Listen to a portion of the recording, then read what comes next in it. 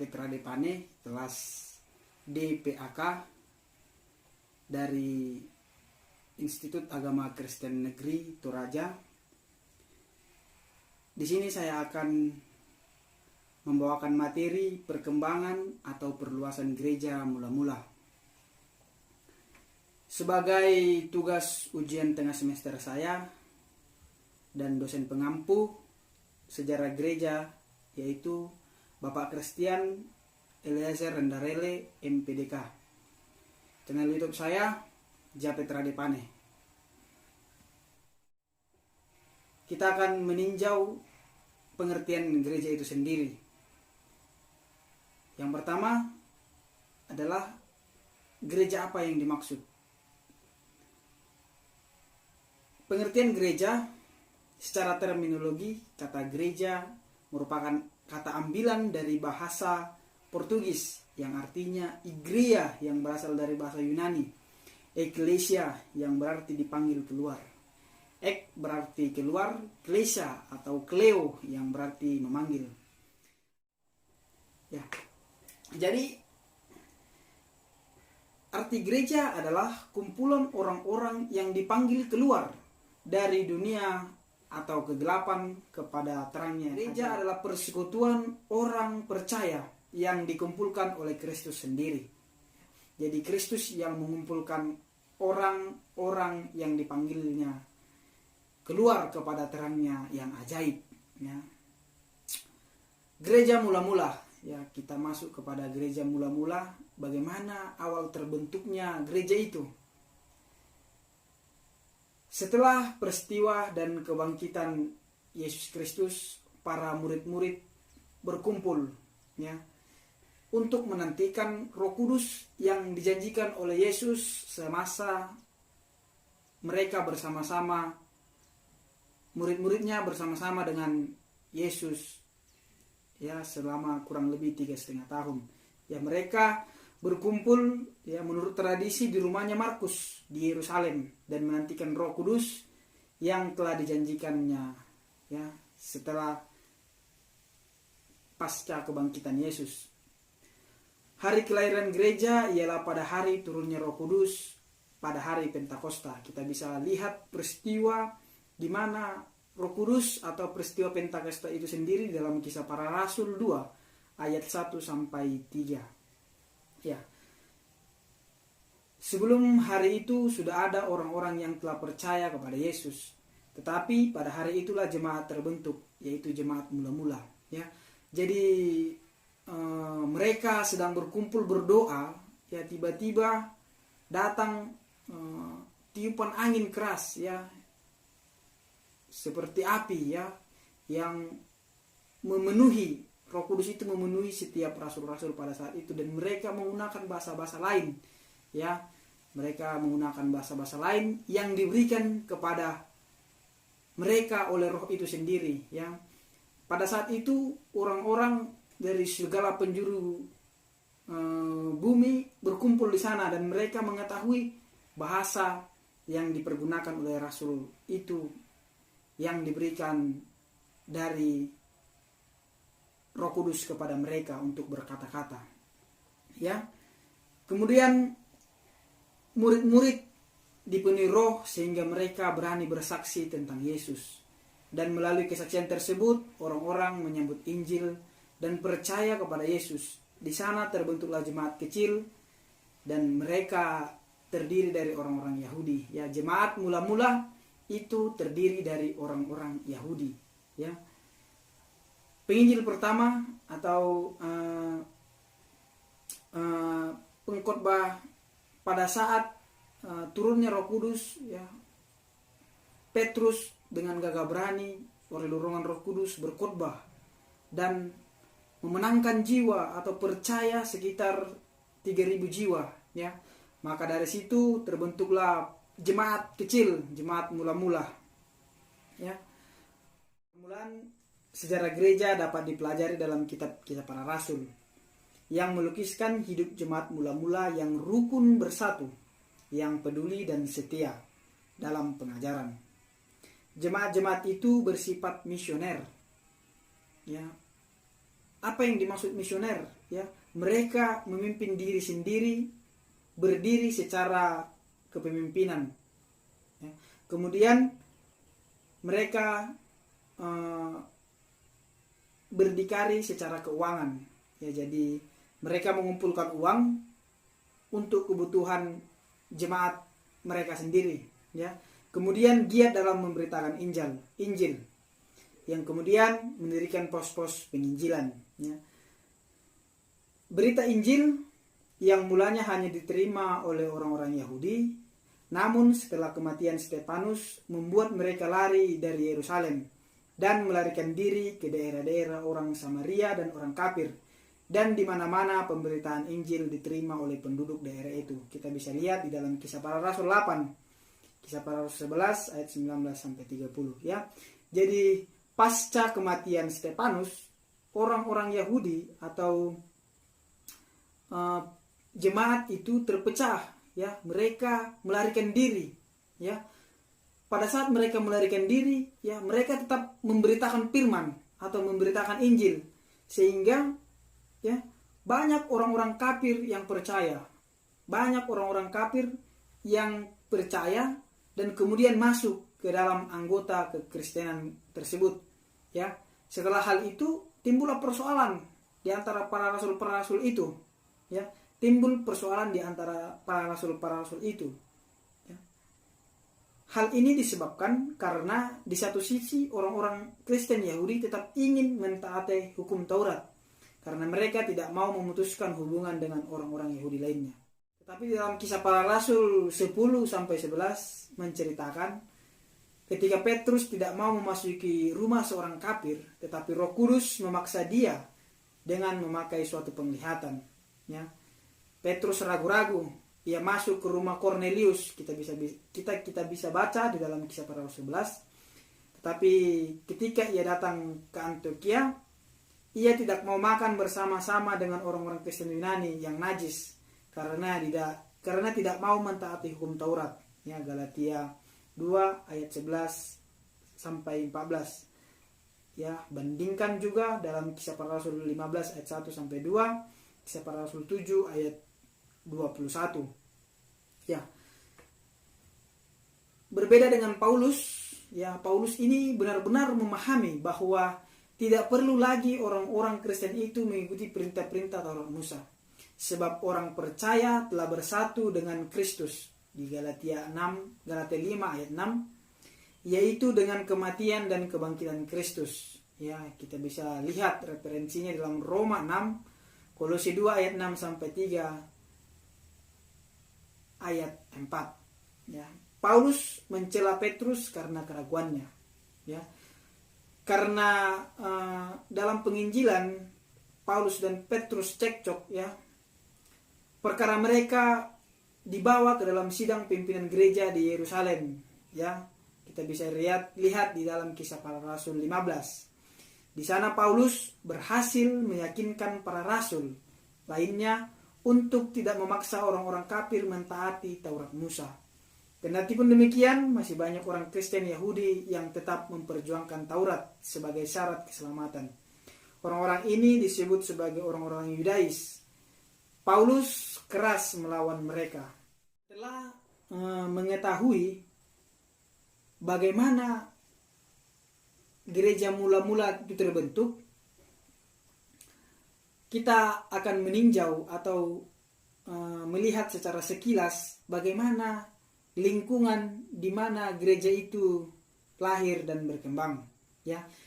Secara politis, dunia yang di dalamnya gereja lahir dan berkembang dibagi atas dua negara bagian besar, yaitu Kekaisaran Romawi dan Kerajaan Partia atau Persia, ya.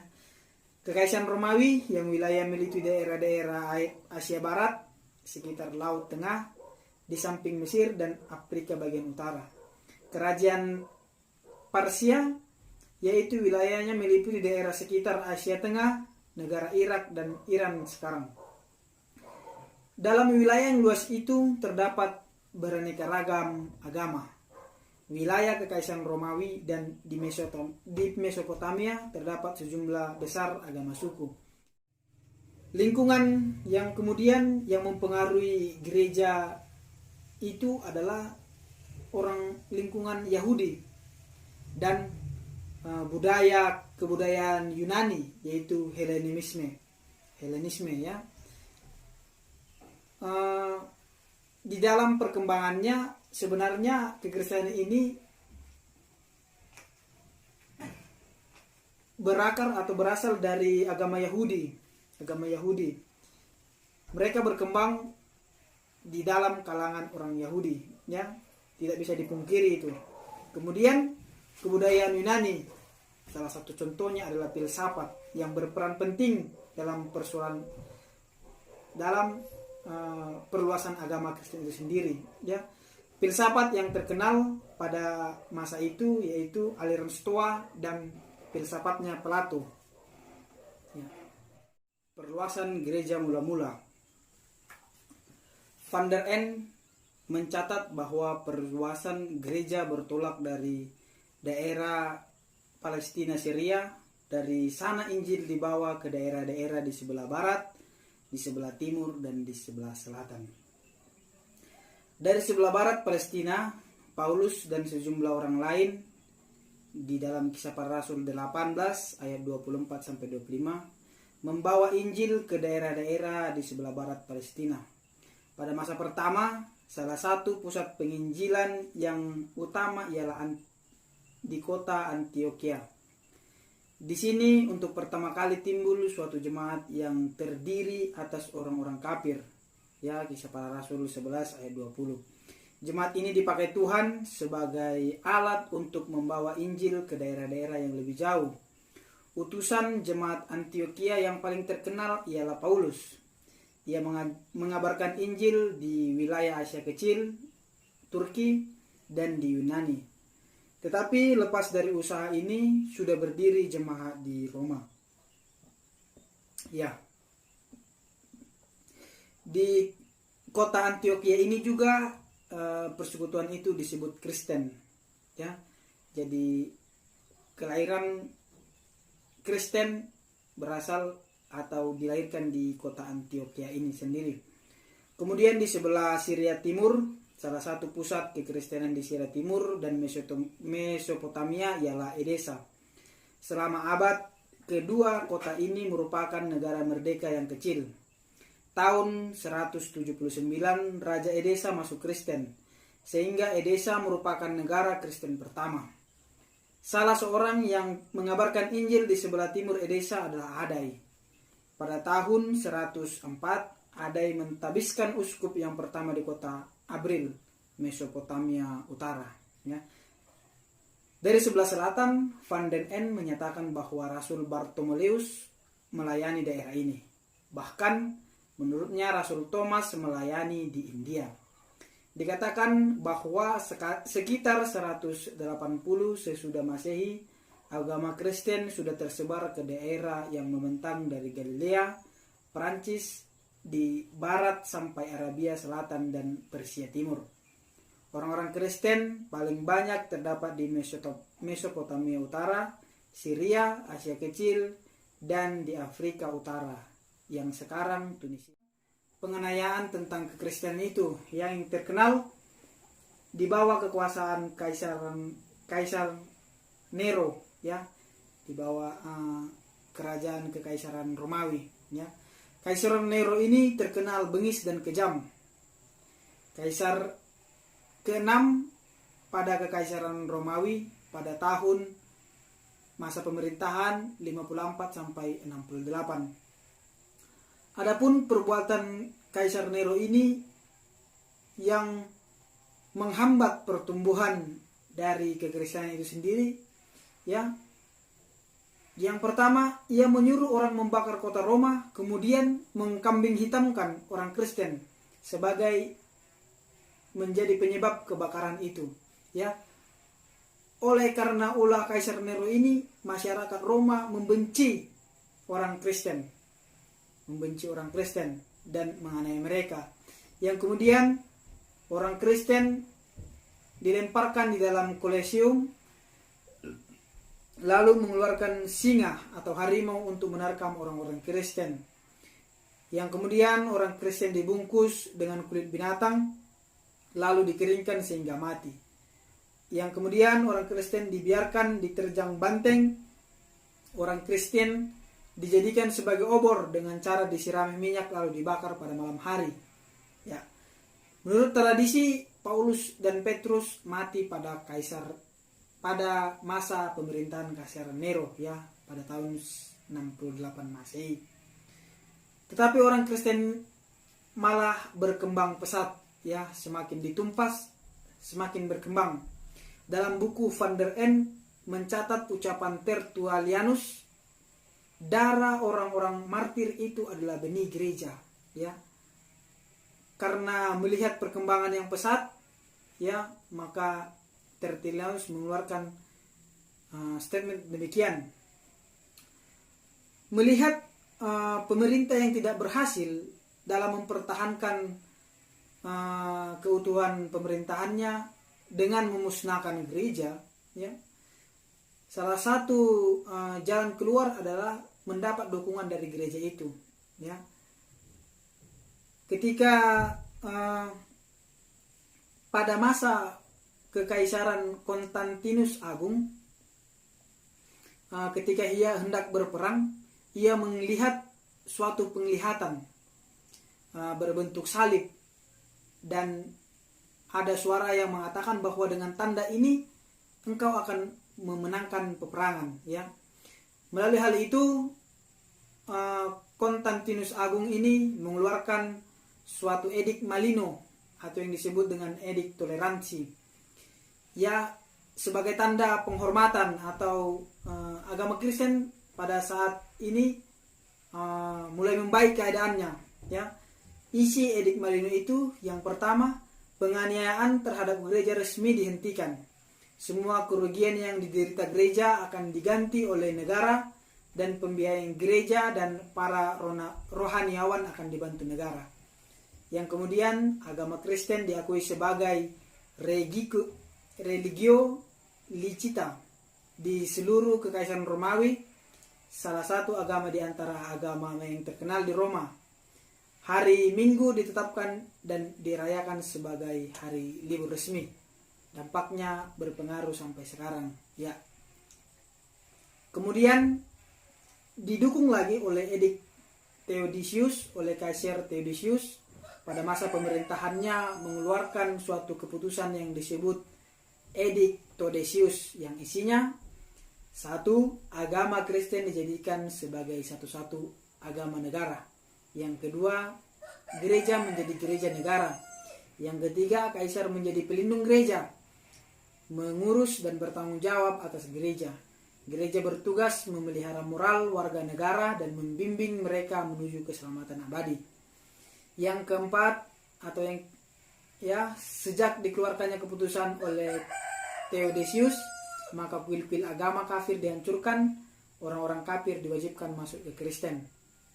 Yang kelima, sejak saat itu masyarakat Eropa masuk ke dalam Corpus Christianum, yang artinya masyarakat Kristen. Gereja dan negara diatur oleh orang-orang Kristen. Ya, demikianlah materi yang saya bawakan tentang perluasan gereja murah-murah. Kiranya bermanfaat bagi kita yang mendengarkan.